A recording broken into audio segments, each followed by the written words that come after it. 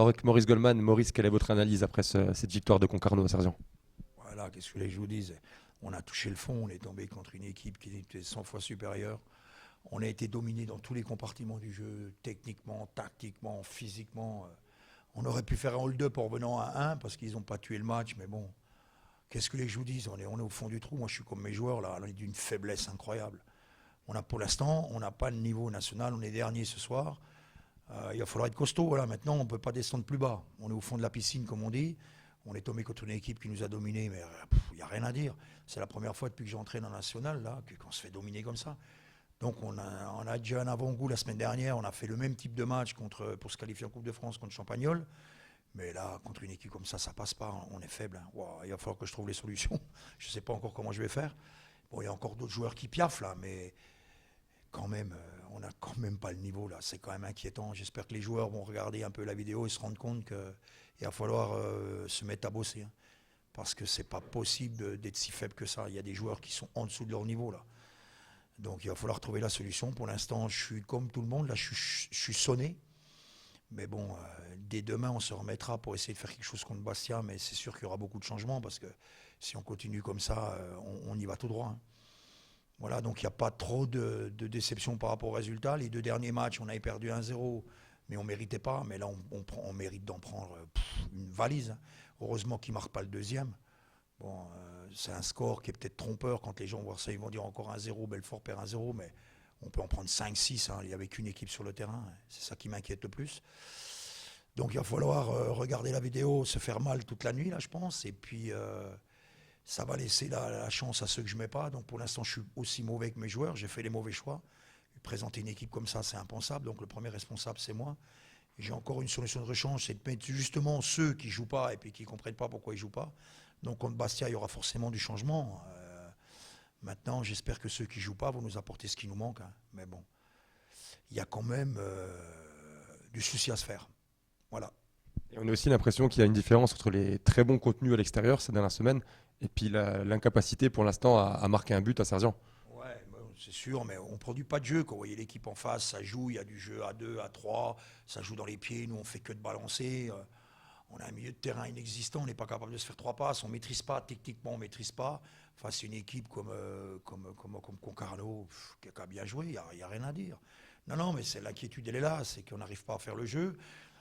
On a quand même des joueurs qui ont joué au-dessus, des joueurs qui ont joué à un bon niveau, mais ça ne se voit pas là. Et puis, certains me disaient qu'on manque de solidarité, mais c'est même pas ça.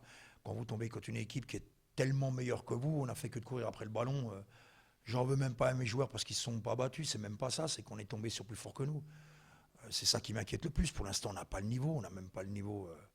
Je ne sais même pas si on a le niveau CFA. Donc, grosse prise de conscience. Heureusement que ça arrive maintenant parce qu'on a encore du temps pour essayer de se rattraper, mais on sait très bien qu'on va galérer pour s'en sortir.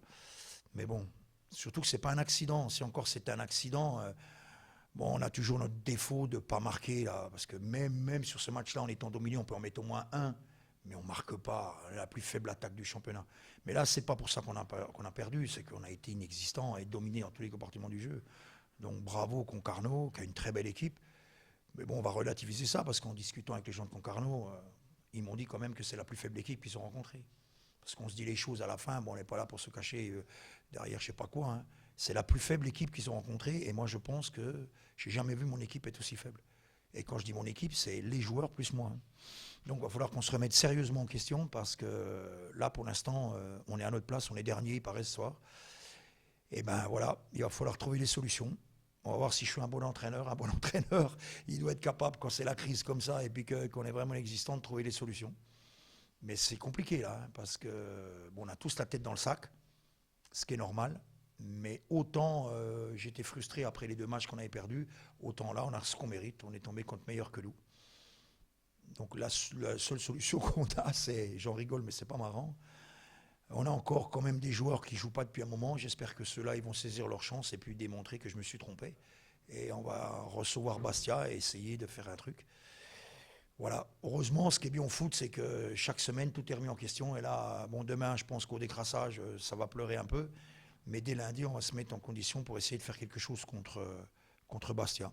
Et pour sourire un peu, parce que même si la soirée était un peu difficile pour la SN Belfort, ça a été une belle soirée pour Joël Niederhofer du club du Giraud-le-Puy, qui est arbitre de district et qui a donc remplacé l'assistant qui s'est blessé aujourd'hui. Alors, racontez-nous un peu cette expérience, cette première expérience au national pour vous. Bah, ça a été une expérience pour moi que je n'oublierai jamais parce que je ne pensais pas aujourd'hui en venant voir le match, j'allais arbitrer même en assistant en national. Je suis fier pour représenter le district de dire qu'aujourd'hui, en venant voir un match, j'ai arbitré en national. Et ça m'a fait énormément plaisir et c'est une très bonne expérience. Et vous venez souvent à Sergent ou c'est le hasard total? Je viens tous les vendredis quand Belfort joue à Serzian, je suis présent tous les vendredis dans les tribunes.